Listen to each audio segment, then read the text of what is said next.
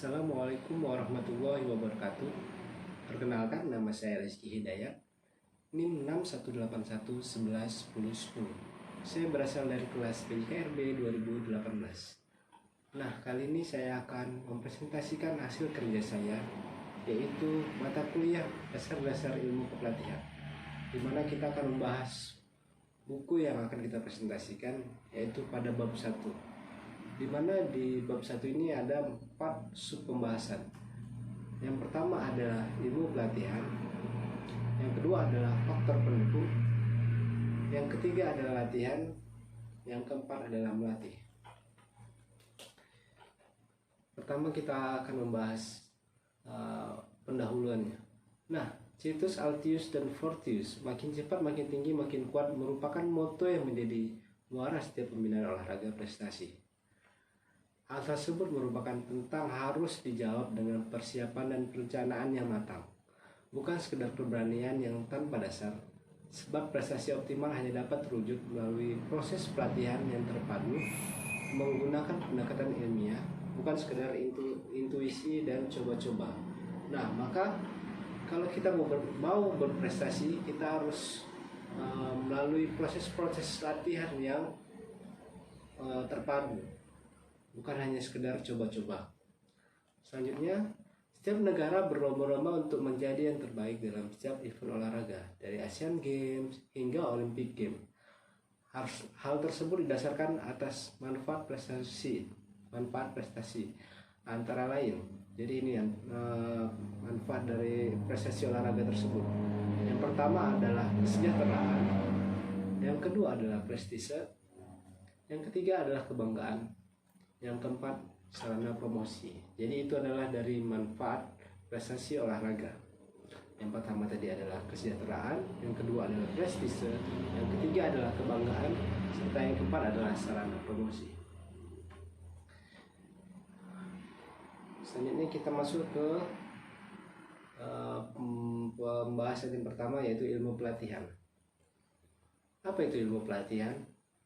Oke, ilmu pelatihan itu adalah ilmu terapan yang mempelajari masalah-masalah atlet, pelatih, proses berlatih melatih, pertandingan, evaluasi hasil latihan dalam rangka mencapai prestasi yang maksimal, atau suatu ilmu yang mempelajari teori dan metodologi latihan untuk mencapai prestasi maksimal. Ilmu pelatihan mengandung makna seni dan empiris. Nah, jadi ilmu pelatihan ini adalah membahas tentang bagaimana atlet dan pelatih itu melakukan kegiatan berlatih dan melatih, serta melakukan evaluasi apa saja sih yang kurang dalam pelatihan tersebut, sehingga pada saat kita bisa mendapatkan prestasi yang maksimal. Ciri-ciri yang dimiliki pelatihan antara lain: proses pendidikan, berlatih terus-menerus, kekhususan cabang olahraga, kompetisi yang diatur dengan pertandingan, sportivitas, kesadaran dan kesuksesan, kesukarelaan, dan prestasi yang prima. Nah, itulah tadi ciri-ciri dari ilmu pelatihan. Jadi kita harus berlatih terus-menerus, kita harus tahu kekhususan dari cabang olahraga yang dipilih, kompetisi yang diatur dengan pertandingan, dan tidak lupa kita harus tetap sportivitas. Faktor pendukung dari prestasi adalah, kita masuk ke pembahasan kedua, yaitu faktor pendukung prestasi. Faktor tersebut terbagi menjadi dua, yaitu faktor internal dan faktor eksternal. Nah, pertama kita akan membahas faktor internal. Apa saja yang menjadi faktor internal dari untuk berprestasi tadi? Nah, faktor internal merupakan pendukung utama tercapainya prestasi olahragawan, sebab faktor ini memberikan dorongan yang lebih stabil dan kuat yang muncul dari dalam diri olahragawan itu sendiri, yang meliputi yang pertama adalah bakat, yang kedua adalah motivasi. Nah, jadi faktor internal itu terdiri dari bakat dan motivasi. Nah, ketika kita memiliki bakat, maka kita jangan sungkan-sungkan untuk mengembangkan bakat kita. Kita harus percaya diri dengan bakat kita. Maka kita harus mempunyai motivasi yang tinggi untuk mencapai prestasi yang maksimal. Nah, itulah tadi yang disebut dengan faktor internal, yaitu tadi terdiri dari bakat dan motivasi. Selanjutnya kita masuk ke faktor eksternal. Faktor eksternal merupakan penguat yang berpengaruh terhadap kualitas latihan yang selanjutnya akan mempengaruhi prestasi. Apa saja faktor tersebut?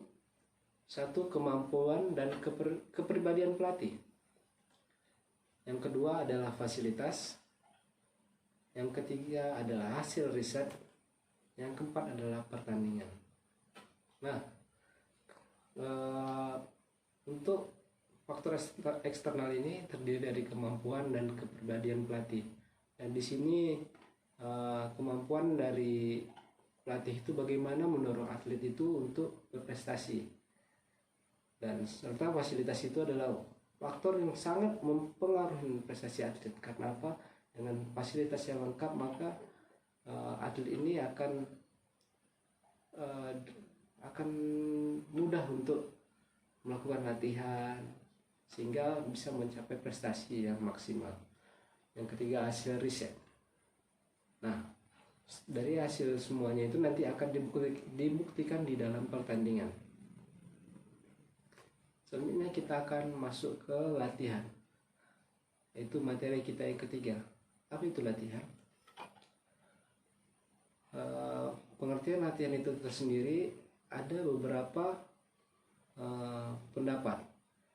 Yang pertama kita akan mengetahui pendapat dari Soeharno pada tahun 1983. Pengertian latihan atau training adalah suatu proses mempersiapkan organisme atlet secara sistematis untuk mencapai mutu prestasi maksimal dengan diberi beban fisik dan mental yang teratur, terarah, meningkat dan berulang-ulang waktunya. Jadi dalam pengertian yang dibuat oleh Soeharno ini, atlet itu harus melakukan pengulangan setiap latihannya. Karena apa? Untuk mencapai prestasi yang maksimal kita tidak bisa hanya sekali melakukan. Kenapa? Pada saat kita melakukan pada hari ini, belum tentu pada hari esok kita akan bisa melakukannya dengan sempurna. Jadi untuk mencapai hasil yang maksimal kita harus melakukannya secara berulang, serta kita harus meningkatkan kualitas kita dari awalnya yang mungkin levelnya masih rendah, terus menerus meningkat. Itulah maka perlu kita pengulangan dalam melakukan proses training menurut Soeharno pada tahun 1983. Nah, selanjutnya ada pendapat dari Herr dalam Nosek pada tahun 1982 mendefinisikan latihan atau training adalah proses penyempurnaan olahraga melalui pendekatan ilmiah, khususnya prinsip-prinsip pendidikan serta teratur dan terencana sehingga mempertinggi kemampuan dan kesiapan olahraga. Nah, kalau saya tangkap dari pendapat ini, kita harus meningkatkan daya nalar kita sehingga kita bisa berpikir dan dapat mempertinggi kemampuan kita untuk kesiapan kita dalam berolahraga. Selanjutnya pengertian dari Bompa tahun 1994 mengartikan latihan sebagai program pengembangan olahragawan untuk event khusus melalui peningkatan keterampilan dan kapasitas energi. Nah, dari kita lihat dari pengertian Bompa ini, kita harus melihat seorang atlet ini bagaimana kita mengembangkannya secara khusus. Nah, disitulah peran dari pelatih melihat bagaimana seorang atlet tersebut. Jadi kita bisa menempatkan untuk event-event khusus dengan kita melihat keterampilannya serta kapasitas energi yang ada dalam diri atlet tersebut. selanjutnya ke pembahasan terakhir, yaitu melatih. Istilah melatih atau coaching merupakan penyediaan bantuan yang diatur bagi atlet untuk sekelompok atlet dalam rangka menolongnya untuk mengembangkan dan meningkatkan dirinya. Nah, jadi coaching itu ya pelatih kita. Ya, dia penyedia kita dalam membantu proses bagaimana kita dapat berprestasi. Jadi seorang pelatih ini harus dapat mengarahkan serta memberi apa saja sih yang harus dilakukan. Misalnya pada saat misalnya kita sebagai pelatih badminton. Nah, di dalam badminton itu kita sebagai pelatih harus mengetahui bagaimana sih atletnya untuk melakukan teknik dasar, service, smash, lob, defense. Nah, di situ ada peran pelatih yang mengarahkannya. Maka pengertian dari coaching tadi merupakan penyedia bantuan yang diatur bagi atlet atau sekelompok atlet dalam rangka menolongnya untuk mengembangkan dan meningkatkan dirinya. Jadi peran pelatih ini juga sangat penting untuk mengembangkan prestasi atlet. Nah, cabang pelatihan atau coaching meliputi antara lain yaitu 1. Mengajar, yang kedua melatih, yang ketiga adalah memberi instruksi, keempat adalah menyediakan kebutuhan atlet. Nah, yang pertama adalah mengajar. Nah, itu tadi dari mengajar ini kita bagaimana sih teknik dasar ini. Teknik dasar misalnya tadi cabang olahraga bulu tangkis. Bagaimana sih cara teknik dasar servis? Di sini peran pelatih untuk mengajarkannya.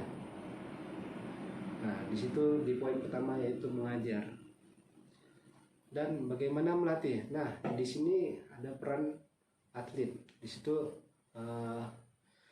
seorang pelatih memberikan instruksi kepada atlet untuk melakukan servis. Nah, disitulah peran dari yang poin keduanya yaitu melatih. Nah, yang ketiga memberi instruksi. Nah, memberi instruksi ini berarti ketika seorang atlet melakukan kesalahan. Nah, di situ pelatih dapat menginstruksikan kepada atlet tersebut untuk tidak mengulangi kesalahan yang sama, sehingga di sini seorang pelatih akan kembali menginstruksikan atlet tersebut untuk berlatih kembali, mengulang kembali apa kesalahan, sehingga hasil dari latihan itu bisa sempurna. Yang keempat yaitu menyediakan kebutuhan atlet. Nah, sebagai pelatih kita harus bisa menyediakan kebutuhan atlet. Apa saja yang harus dibutuhkan atlet. Nah, pada saat kita melatih, yang paling utama yaitu ilmu yang akan kita berikan, yaitu. Nah, itulah yang dibutuhkan atlet. Selain itu fasilitas-fasilitas seperti kun. Nah, itu kita menyediakan kebutuhan atlet tersebut untuk meningkatkan prestasi dari atlet tersebut. Nah, mungkin ini saja yang bisa saya presentasikan dari bab 1 ini.